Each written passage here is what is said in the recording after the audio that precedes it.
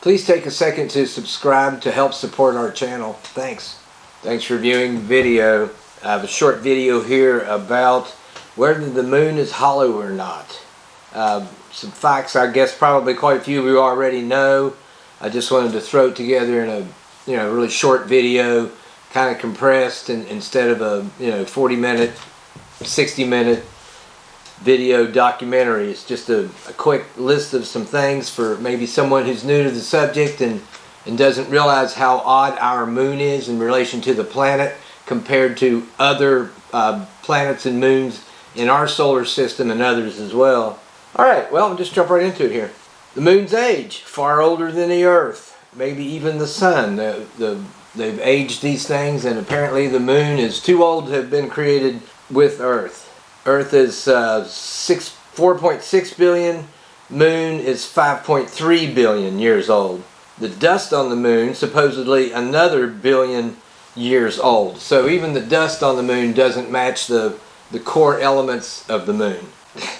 That's really odd, isn't it? And another strange thing, the rocks on the moon did not create the dust that is on the moon. So they're saying it was placed there. Could be said the rock age vary as they impact the surface. It's not true. The dates of the rocks don't match the dates of the dust. Alright, another odd thing is the composition of the moon.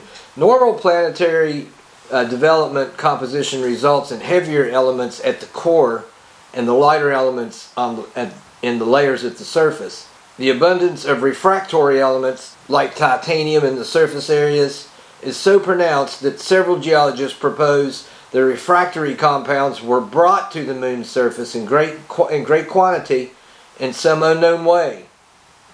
They don't know how, but they say that it was done cannot be questioned. Mysterious water vapor has been detected on the moon as well. March 7th, 1971, recorded vapor, cloud of water, lasted 14 hours and traveled 100 square miles. Moon rocks were magnetized, but there is no magnetic field on the moon to magnetize them. Seismic activity, moonquakes, hundreds can't be attributed to meteor strikes. And I've got a list of dates, but basically I'm just blowing out concepts here to support the hollow moon theory. For you to think about, or if you don't know about it yet.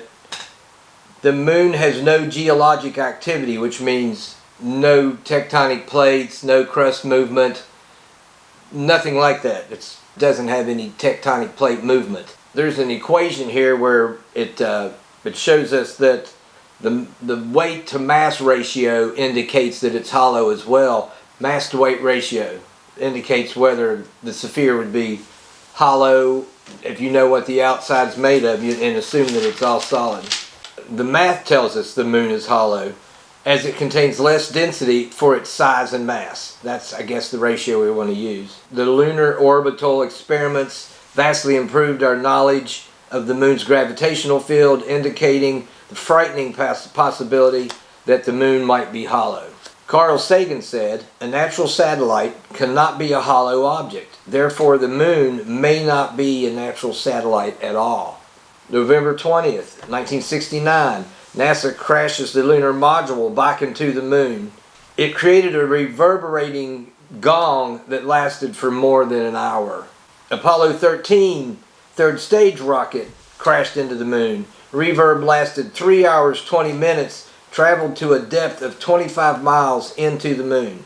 There's a phenomenon on the moon called moonquakes. They don't know what they are, but there's 4 types. That's something else, if you're interested in, you should look at, since there's no seismic activity. If no meteors are hitting the moon, what's creating these? What is creating these moonquakes? Nobody knows.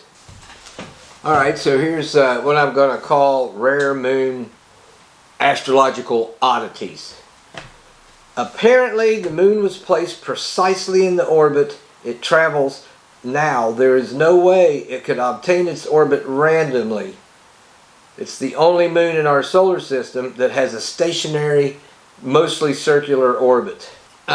Astronomers know what that means, and I'm not going to try and give you my interpretation of what that means. But basically, the orbit is very precise as far as circular and speed, and you know, it's almost like it's corrected, and it's corrected to keep doing what it's doing. It's odd.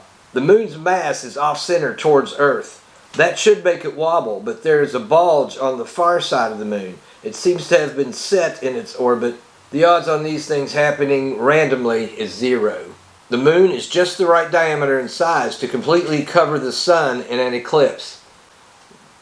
That's unheard of. It's the only place we know that happens, and again, the chances of that happening accidentally are very low. There's no astronomical reason why the moon and the sun should fit so well. It is the sheerest of coincidences, and only the Earth among all the planets is blessed in this fashion. The moon's too big to be a true moon, about a quarter of the Earth.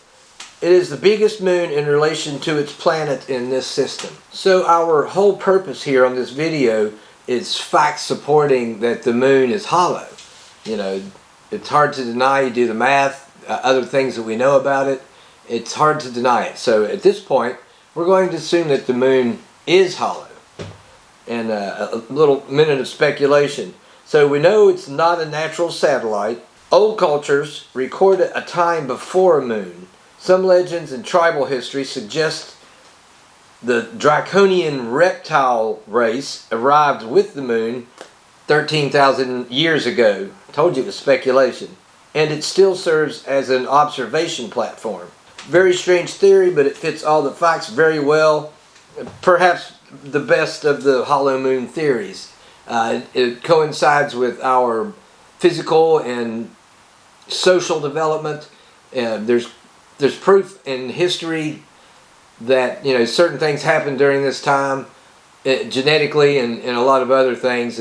If you are curious, it's kind of a connection. It's kind of a tie-in that helps explain, if the moon is hollow, how did it get here. There's a thing called tidal lock. It allows only one side of the moon to face Earth. That's probably the oddest thing about the moon's orbit, is that we only see, I think it's like 89% of it as it circles us. It also turns at a speed that keeps the same face facing us. Most of you will probably know that, but did you know how rare that was? And how telling it is to match that with the eclipse thing and a few other things, and it kind of makes it undeniable that it wasn't naturally developing or captured. It's, you know, it doesn't fit either one of those two major scenarios. Pure iron. There's pure iron on the moon that won't rust in our environment. So it's an elemental iron that doesn't rust. That's kind of strange. Large areas of the moon are glazed surface from high heat and radiation. What could cause that? Maybe it was built that way. Maybe it got that when it actually moved. It happens to be on the face we see the most of, so it kind of indicates directional travel. I know it's a stretch, but I guess what I'm looking at is a popular theory that it's a type of a Star Wars Death Star, okay? You know, something, a generation ship that traveled a long way and brought visitors. I don't know. Anyway, I didn't want to make this a long video. I guess you guys know most of this. I don't know about the speculation part, but you know, there's a lot of theories out there, and that's just one that seemed to fit all the facts. Thanks again. Please subscribe. See you next time.